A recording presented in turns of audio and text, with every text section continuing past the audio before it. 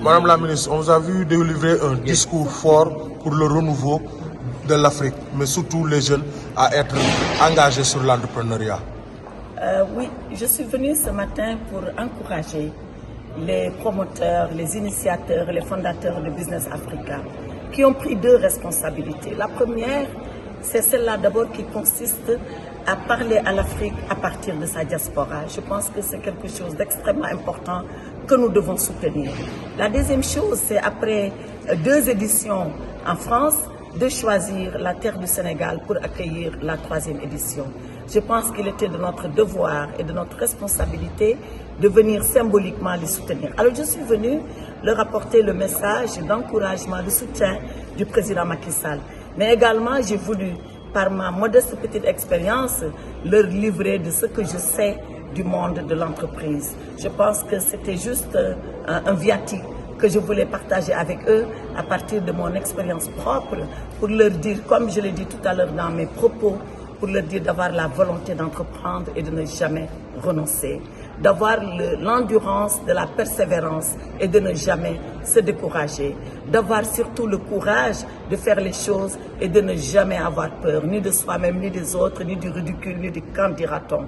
Et enfin, d'être toujours dans la vérité de l'exercice. Vérité par rapport à soi-même, vérité par rapport aux autres. C'est ainsi qu'on réussira et c'est ainsi, comme je l'ai conclu, qu'on va s'engager dans une œuvre qui dépasse sa personne. Parce que tout compte fait, que représentent nos personnes par rapport à cette grande idée que Business Africa a eue de servir les Africains au-delà des générations et pour notre continent. Voilà pourquoi j'ai eu grand plaisir à partager ces moments avec tous ces jeunes autour de ces idées et je continuerai à rester à leur côté au nom du président Macky Sall et du gouvernement. L'avenir, c'est l'Afrique. L'avenir, c'est l'Afrique et l'avenir, c'est déjà le présent. Madame la ministre, excusez-moi. Oui, Xëyu Ndaw ñi, vous le savez, c'est un programme extrêmement ambitieux que le président Macky Sall a mis à la disposition de la jeunesse du Sénégal. Une initiative historique en Afrique, je ne dis même pas au Sénégal, qui permet à un gouvernement de mettre sur la table quelque chose comme plus de 45 milliards de francs CFA destinés à soutenir les initiatives des jeunes, l'emploi et l'employabilité. Dans ce que nous faisons, il est beaucoup plus important de donner aux jeunes les rudiments de pouvoir voler de ses propres ailes que de lui offrir un emploi. Voilà le changement de paradigme dans ce programme-là. Et ce programme est encadré par les structures de l'État, que ce soit ANPEJ, que ce soit DER/FJ. Je pense que c'est un modèle que nous devons porter non seulement à l'échelle du continent, mais que nous pouvons porter pour une fois à l'échelle de la communauté internationale. En tout cas, nous, en tant que gouvernement du Sénégal, nous y travaillons et nous voulons façonner ce jeune qui entreprend, qui est volontaire, qui est courageux, qui va à l'assaut de son devenir pour pouvoir le réaliser. Un discours inaugural en lumière de la diaspora et c'est la première fois que nous venons en Afrique. Pourquoi le choix du Sénégal? C'est une terre d'opportunité, ça a été une opportunité pour nous, nous l'avons saisi et le message que nous avons passé avec la ministre, c'est que c'est une terre d'opportunité pour la diaspora, c'est une terre d'opportunité pour plusieurs entreprises. Il faut que premièrement, cette terre de la Teranga soit une opportunité pour les Sénégalais d'abord. Vous tenez cette manifestation, vous avez décidé de venir investir au moment où des jeunes prennent des embarcations au péril de il y a clairement un déficit d'information et des fois aussi d'inspiration. Vous avez un pays magnifique, il faut le valoriser, il faut valoriser cette jeunesse et c'est pour ça que en venant ici, nous avons interpellé aussi le gouvernement sénégalais et c'est pour ça que la ministre aussi s'est déplacée pour dire que vous avez une jeunesse sénégalaise magnifique, déterminée parce que quand on est déterminé à aller même des fois à la nage en Europe, on est déterminé pour faire quelque chose de sa vie, on est déterminé à entreprendre.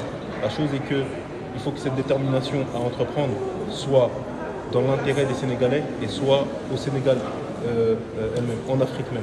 Donc le message que nous donnons à la jeunesse sénégalaise, c'est que si nous venons chercher des opportunités ici, c'est qu'il y en a. Mais c'est à vous aussi de les voir, pas voir forcément toujours les inconvénients, mais voir les opportunités. Parce que nous les voyons, mais il faudrait que les Sénégalais eux-mêmes les voient. Et en tout cas, on est là aussi pour passer ce message-là. Et en parlant d'opportunités, quelles sont celles qui sont offertes aujourd'hui à ces jeunes qui viennent, à ces jeunes entrepreneurs qui viennent aujourd'hui à ce salon? Nous avons plusieurs étudiants, nous avons des entrepreneurs, nous avons des étudiants, mais nous avons aussi des investisseurs, des entreprises qui viennent de l'étranger, qui ne viennent pas simplement chercher de la main-d'œuvre, mais qui viennent voir chercher des Sénégalais qui sont qualifiés.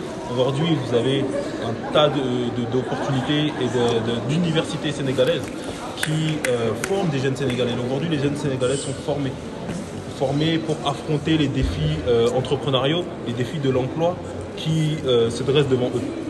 N'allez pas chercher des solutions ailleurs, les solutions sont ici. Quelles pourraient être les retombées pour le Sénégal, la tenue de votre manifestation?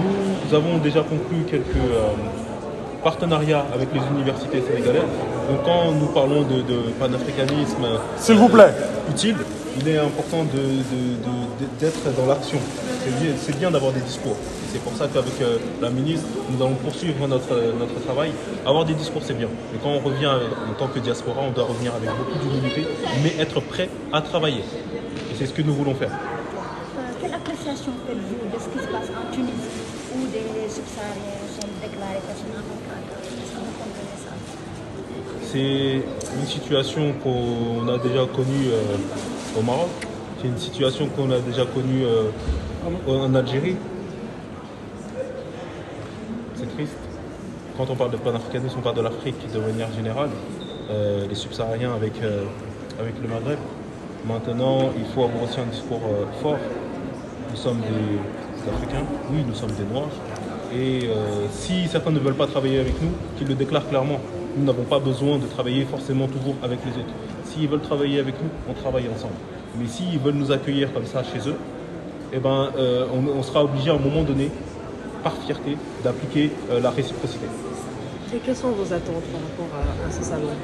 Qu'est-ce que Les vous attentes- attendez des jeunes Sénégalais et des entrepreneurs? À partir du moment où on voit des milliers de Sénégalais qui sont là, qui répondent présent à l'appel panafricain que nous lançons, le succès est déjà là. Le succès est déjà là. Maintenant, le travail, comme je vous l'ai dit juste avant, on travaille déjà avec les universités, on travaille avec les étudiants. Il y a du recrutement qui est fait pour de l'emploi, mais en plus, au-delà du recrutement pour de l'emploi, il est important d'inspirer la jeunesse sénégalaise à entreprendre sur elle-même. Parce que véritablement,